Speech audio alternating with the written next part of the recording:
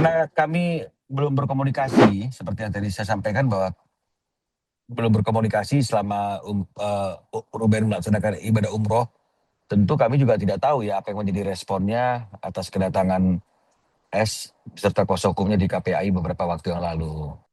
Nggak ada persyaratan-persyaratan, jadi kan ini kan masalahnya kan ada simpel saja, ya simpel saja dari awal masalahnya adalah Ruben hanya ingin mendapatkan haknya sebagaimana yang udah disepakati bersama, yang tertuang dalam akta notaris, akta nomor 39, bahwa ada 2 sampai 3 hari dalam 1 minggu anak-anak itu berkumpul bersama-sama dengan Ruben.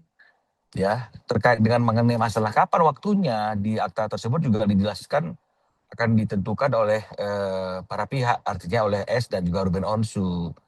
Nah, namun kan ketika Ruben ingin membicarakan terkait dengan mengenai masalah waktunya itu, ini yang masih belum ada suatu hasil yang seperti apa yang diharapkan oleh Ruben, karena terkesan eh, tidak ada keinginan, ya patut diduga tidak ada keinginan bagi S untuk membuat anaknya itu mendapatkan waktu bersama-sama dengan ayahnya. Ya kan beberapa kali kan juga dia memberikan statement anak-anak sibuk banyak kegiatan kan begitu. Jangankan ke Ruben, ke media, media kan juga S juga menyatakan hal yang seperti itu. Ya, jadi inilah yang menjadi persoalan dari sejak awal gitu loh. Ketika masalah sebelum adanya penundaan pembayaran nafkah itu kan memang ini yang pertama kan memang tetap itu mengenai masalah waktu ketemu anak. Sama yang kedua tentunya adalah perincian ya terhadap penggunaan dan kebutuhan anak-anak itu, nilainya kan harus jelas. Jadi jangan ada basicnya 75 juta dengan perincian 25 juta satu anak, berarti karena pada waktu itu Onyo ada di sana berarti 3 anak 75 juta. Terus kemudian ya ada hal-hal lain gitu ya, selain biaya pendidikan, uang les, ada biaya-biaya lain yang totalnya hampir mencapai 200 juta itu di luar kartu kredit ya. Nah jadi ini yang sebenarnya Ruben dari awal selain ingin ketemu sama anak itu, mempertanyakan masalah waktu, juga ingin adanya satu pertanggungjawaban ya, perincian. Nah tapi kan kemudian masalahnya kan jadi melebar karena ada hal yang ini, ada hal itu, ada macam-macam lah kan begitu ya, pembicaraan-pembicaraan yang berkembang dari pihak sananya sih. Kalau kita sih tetap konsisten, ini hanya masalah anak saja. Kan kami belum ada komunikasi sama Ruben ya terkait dengan masalah apapun yang ada di Indonesia ini selama dia umroh, kan kami belum berkomunikasi. Dan eh, memang saya juga tidak ingin berkomunikasi, belum menghubungi Ruben karena tidak ingin mengganggu konsentrasinya beribadah gitu loh. Jadi saya nggak tahu ya apa responnya, apakah dia sudah tahu, saya nggak, saya kurang paham.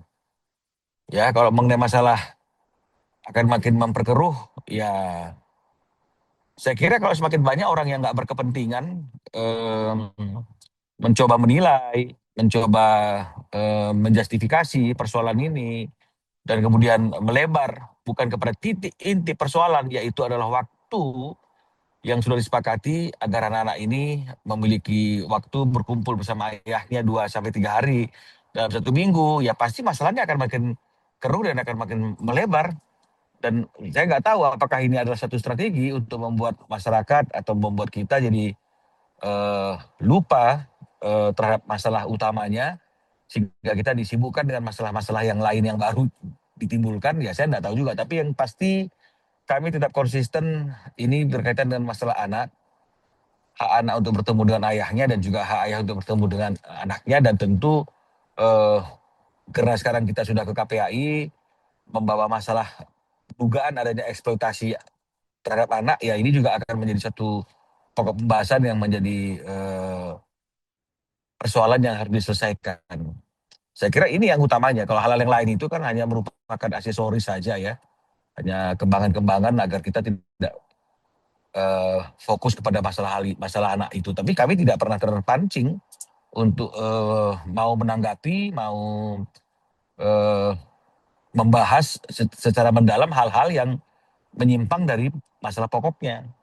Silakan saja mereka misalnya mau melebar ke sana, melebar ke sini ya, tapi kami tetap bicara tentang hak anak untuk bertemu dengan ayahnya dan hak ayah untuk bertemu dengan anaknya. Karena apapun juga persoalan yang ditarik-tarik, masalah masa lalu, mengenai masalah eh, debt collector, masalah KPR, itu semua tidak bisa membuat Ruben kehilangan haknya untuk bertemu dengan anaknya dan berkumpul bersama dengan anaknya, dan juga tidak menghilangkan hak anaknya untuk bisa berkumpul bersama dengan ayahnya.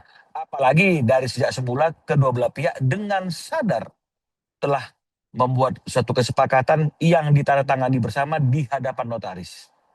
Ya, jadi artinya jangan melebar ke sana melebar kemari untuk mengeliminasi haknya Ruben untuk bertemu dengan anak, berkumpul dengan anaknya. Saya kira itu tidak akan pernah berhasil. Udah ada Tidak plan belum ada sih? update apapun, tidak ada update apapun. Jadi artinya kita masih menunggu apa yang akan terjadi di tanggal 11 ini. Enggak kaget. Kenapa mesti kaget? Kan seperti yang Iya, saya katakan, itu kan lembaga negara yang siapapun boleh untuk membuat pengaduan. Kalau dia merasa bahwa ada hak anak yang dilanggar berkaitan dengan masalah uang nafkah, ya silakan saja. Dan saya harus mengulang bahwa hukum itu kan sebab dan akibat. Kan tidak mungkin ada akibat tanpa ada sebab. Nggak mungkin ada asap kalau nggak ada api. Kita tahu kan, dan sudah buktikan, bahwa selama bertahun-tahun itu Ruben komitmen untuk membayar semua biaya, bukan hanya biaya anak. Ya, nilainya juga sangat fantastis gitu loh. Ya, tapi apakah Ruben mendapatkan haknya untuk bertemu dengan anak? Tidak, gitu loh. Jadi kalau misalnya kemudian dia menunda, ya kenapa menunda? Ya pasti karena ada alasannya.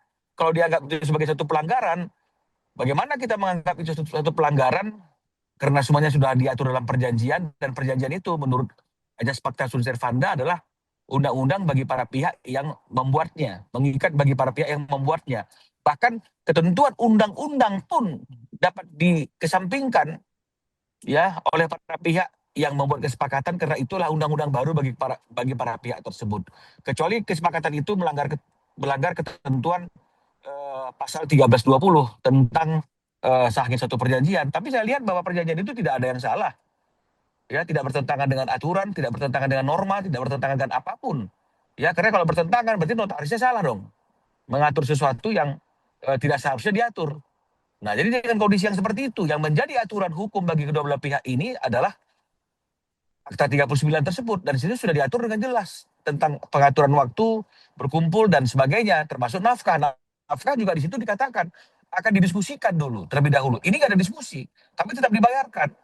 Diminta perincian tidak mau dikasih, anak juga nggak dikasih. Lalu kalau misalnya kemudian Ruben baru beberapa bulan tidak merealisasikan sementara apa yang menjadi kewajibannya dia karena tadi ada sebabnya, lalu di mana salahnya? Kalau memang kita menganggap bahwa itu salah, kita nggak adil dong. Hukum itu nggak adil dong. Tidak melihat semua persoalan secara komprehensif dari hulu sampai hilir. Dia kan di Ya ikon sudah pasti strategi terbarunya lah, gitu. sudah pasti artinya kalaupun dia memposting kedekatan-kedekatan dia dengan anaknya, memori-memori dia dengan anaknya, selain itu adalah sebagai suatu pertanda kerinduan kepada anak-anaknya, dia juga ingin membuat jejak digital gitu loh. Bahwa dia tidak pernah lupa sama anak-anaknya, dan momen-momen bahagia itu akan terus dia ulang, terus dia putar, terus dia posting, sehingga anak-anaknya tahu betapa dalam rasa rindu ayahnya kepada mereka.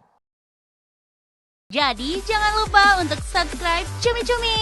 Ditekan ya tombol lonceng merahnya.